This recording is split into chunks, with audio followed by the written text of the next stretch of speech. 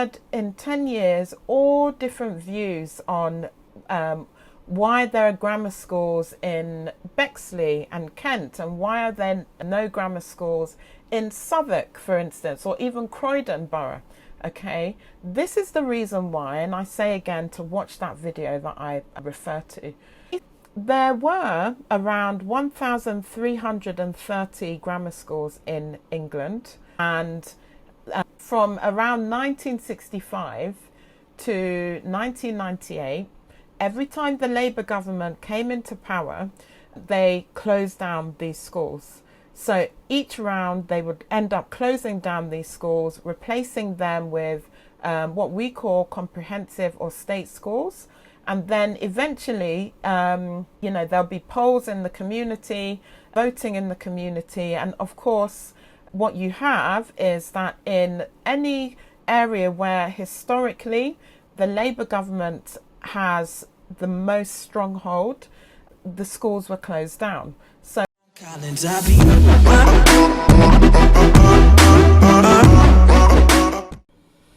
if you are new to the channel, welcome to the Geek School YouTube channel. And if you're not new to the channel, this video is probably going to surprise you, because normally I don't get political, but there is something big that's going on in politics and in private or independent school territory, and being a provider that actually helps children get into their dream grammar or independent school, it would be strange that no content at all is produced by myself, the owner, the managing director of Geek School Tutoring, the 11+ essay, Functify Learning. And so this is what this video is about. So if you haven't heard this news, I'm not sure why. Perhaps you've just missed it somewhere along the line. So there is news that if Labour win the next election, they would like to basically make private schools pay VAT, and that VAT from all reports will be at 20%. Now, what usually happens with something like that is that that VAT would be passed on to the consumer. And who are the consumers? Parents like myself and many of you who are probably watching this video. And obviously that means that school fees will go up by 20%, and it will also put a strain on independent schools, private schools, who many of which have a charitable status, so that they can offer the bursaries and scholarships and so on to children who come from families that would not be able to send their children to a school such as a private or an independent school without the bursary. So a bursary is money off the school fees. In many cases, there are many children who get to go to a wonderful school without having to pay anything. Some schools go the extra mile, and they'll pay for the school uniform, they'll pay for school trips, lunches even. So for many students, for many children from families that can't pay, I'm really sure that if this comes into effect, should Labour win the government, the next election, that many of these opportunities will not be available to many children. But I want to give some sort of a backdrop, because this has been really troubling. It's been very troubling because I think that largely many people think that all the children who attend a private or an independent school come from a family that is spitting rich, and they have 50 houses, 100 cars, houses on every continent. They rub shoulders with every celebrity going, etc., etc. The reality is that many children who attend private or independent schools come from families that are not living that lifestyle. Do you think I'd be recording these videos if I had a jet to, just literally fly me from the UK where I'm based to the Bahamas for the half my day, and then maybe the Canary Islands the next? And yet I am the product of a private school education, from doing the 11 plus exam in primary and getting into that school all the way to sixth form, the end of sixth form I should say, or should I say until I went to university. And my children are as well, and I know lots of children who attend these schools, and I know many of their parents, and I've had so many conversations in the decade long that Geek School has been supporting children and their families in this way. I can categorically say that at least where we are based in Beckenham and Lewisham, and online with the parents of with children who we've helped get into these schools from as far afield as China, Dubai, Nigeria, etc., Ghana. This is not the reality that they're living on the whole, okay? So I just want to give somewhat of a backdrop because I think it's important. I've been on some social media posts in the comments section, and when I read some of what's being written, it gives me the sense that people think that if you send your child to a private or independent school, you never have any financial burdens, no financial worries, that literally you've got a money tree somewhere and you just shake it and the money just keeps coming. It's not the reality we live in. We don't live in an AI sort of world. So that's not even a reality.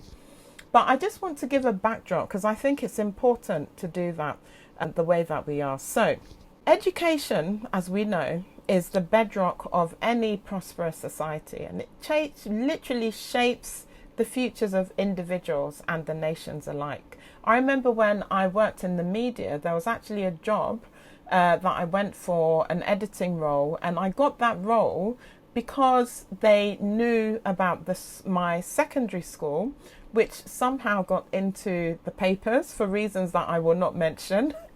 That's not what this video is for. And so they were keen because it was interesting to them and it made me stand out. So I can say that, yes, definitely I've benefited in some way. And not only that, in terms of the environment, the opportunities and all of those lovely things, yes, I hold my hand up. Yes, I'm very grateful. And in an ideal world, every child would be afforded such an opportunity, and your child would have any academic experience that is below at least those standards, right? But that's not the world we live in. These schools cannot take every student in the same way that grammar schools cannot take every student, and in the same way that even the comprehensive the state schools cannot take every student, okay? Otherwise, we wouldn't have the kind of uproar and the kind of discontent that many parents experience in March when it's National Offer Day and they get an offer and their choice of schools isn't at the school that their child is given, etc. So we can see that irrespective of the school that a child attends, it's not a bubblegum Willy Wonka type of experience, irrespective. Now, today, I want to examine the impact of Labour's policies on the UK education system. And I want to delve into the closure of grammar schools and the proposed VAT on private schools. And I'm going to back it with facts and figures because I think it's important to address this in our own way here in the Geek School community. And I'm interested to hear the thoughts of parents as well. So basically, if you've watched my video on grammar schools and how they started and why we only have some grammar schools in particular areas and not in some other areas, you will most likely understand and have an idea of what I'm speaking about anyway. But basically, in 1944, an MP called Butler decided that he would present a report on how to sort of reform academic attainment or access, should I say, for children, in particular to make it so that every single child in England would have an education, that it would be free, so that it wouldn't be a financial burden on their parents. And a system called the tripartite system was established. and that introduced something called the 11 plus, the exam that we still speak about, especially if you're on a channel like the Geek School, a YouTube channel. And this became a compulsory exam that all children sat when they were 11 plus, hence the name. Although, interestingly, some children will sit the exam when they're 10. But we won't get into that. Watch that other video for more details on that. I don't want to go off track. So basically, it was compulsory. But in the 1960s and 1970s, the UK actually saw significant expansion of comprehensive school education. And this led to the closure of many grammar schools. So I've heard in 10 years all different views on why there are grammar schools in Bexley and Kent, and why are there no grammar schools in Southwark, for instance, or even Croydon Borough. Okay, this is the reason why, and I say again to watch that video that I refer to. Basically, there were around 1,330 grammar schools in England, and from around 1965 to 1998, every time the Labour government came into power, they closed down these schools. So each round they would end up closing down these schools, replacing them with what we call comprehensive or state schools.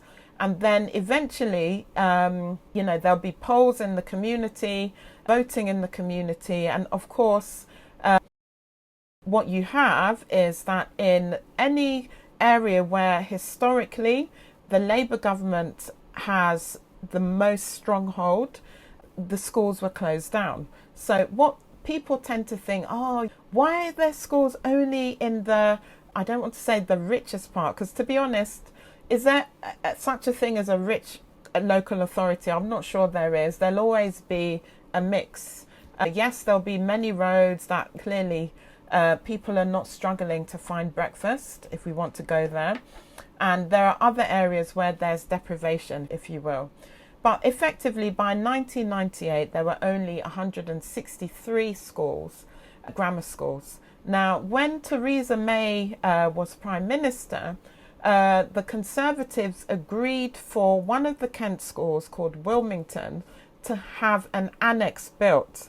Now, this created so much controversy because effectively, when I think of an annex, and I know that when many people think of an annex, they think of this building and we're going to extend it so they're next to each other at the very least. But what happened is that they built another school, and this school is not next door. So we now have 164 grammar schools. Now, you can imagine the uproar that was created. And I always find this interesting because when you go into the comments of posts regarding grammar schools and private or independent schools, people tend to have the view that it's unfair. Why should children from state schools not get the same access? And let's shut them all down so that every child gets a good education. What I hear from that is, if my child or if children in a state school cannot get what their counterparts in grammar or independent schools get, let them all suffer. That's how I basically assimilate that information, because effectively, if we're complaining about state schools, at least let some children be able to gain access to a grammar or an independent school, and let's actually work on improving the schools that are problematic, seemingly, the comprehensive schools, for instance. But that's never really where the focus is. The focus is on why should the families who are rich, you know, have better schools? Let's shut them all down, basically. But what's interesting is this has been going on for so long. And at some point we wonder then, you know, does Labour have an issue against a good education? Because we would have more than 1,000 more grammar schools if the Labour government hadn't started shutting them down in the first place. And so that is a topic that often doesn't even get a look in. So turning to private schools and the proposed VAT would basically impact more than 2,300 schools across the UK. And that's going to affect around about 630,000 children and their families. And, you know, with private schools, especially senior, the average annual fees are around £17,000 a student. So where the government wants to, or the Labour government wants to impose VAT at the standard rate of 20%, they're thinking that they're going to generate 2.1 billion, squeeze that out of families that pay tax, many of them on the higher rate of tax. Many of them are not in receipt of child benefit because they are not low income earners. Now, if you Google what a low income salary is, you'll see that actually once you've hit, let's say 30,000 or something, your tax bracket is different. How much take home money do we think these families are having, basically? And you're not even in receipt of anything in return. We all make national insurance contributions, which helps us to have free NHS, to have our bins collected and so on. But where all of this is being pumped in, and then we want to add more pressure where schools are concerned, I just don't understand. Maybe somebody in the comments can help me understand that. But beyond grammar schools and the VAT on private schools, Labour's education agenda basically encompasses a number of initiatives that they say is aimed at improving educational outcomes and narrowing achievement gaps. And they're thinking of increasing funding for early childhood education, reducing class sizes, and expanding access to vocational training in colleges, and that would apprenticeships would come under that, and so on. And it all sounds amazing on paper for other people, but there is a group in society that are just being ignored by virtue of earning more than the what is deemed as a low income salary. Does this sit right? It just doesn't sit right, basically. Now, how about we actually have some grammar streams then in comprehension schools? Or how about we turn some of these state schools into grammar schools in those boroughs and give the children a chance to get into a school that's more academically selective, more academically robust, instead of shutting down private schools, or instead of levying a VAT at such a high and extortionate rate, so that it can fund schools that these parents are all already funding. This is the point that I want to sort of get across, and hope that, you know, parents who are watching this would actually consider, basically. So, in my view, I think when it comes to education, I'm not sure that there's a government that I would trust. It would have been a better place, a better world, where every local authority, every borough had grammar schools like it started out in the 1940s, and then there is access for all students. This tripartite system, as much as any system really, isn't without the pros and cons. Yes, the 11 plus has historically got, you know, some bad imagery, some bad press because of the so-called emotional damage on some students and the classist approach to it. But at least it was accessible in all areas. And, you know, those families that wanted their children to go to those schools would at least be able to access them.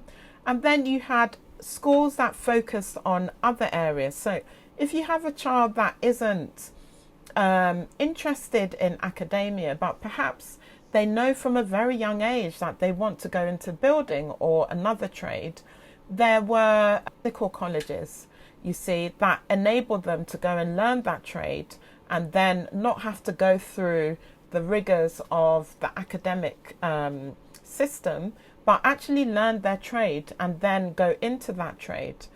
Makes more sense to me rather than shutting down private schools. What have they done?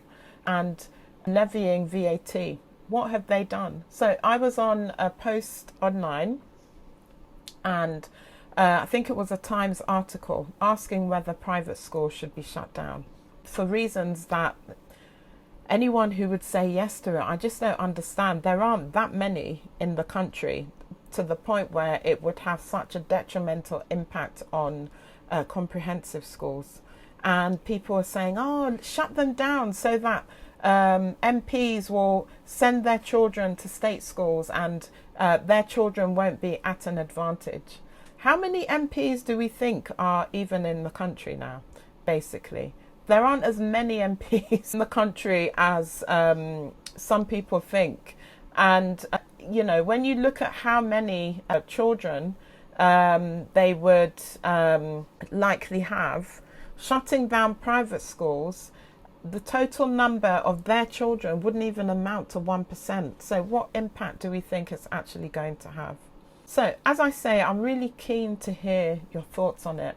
I'm also keen to hear from if there are any parents who perhaps, you know, they're really worried about applying for independent schools and whether it's worth it and so on because of these concerns. I'm interested to hear your thoughts. So please comment and let's get the conversation started.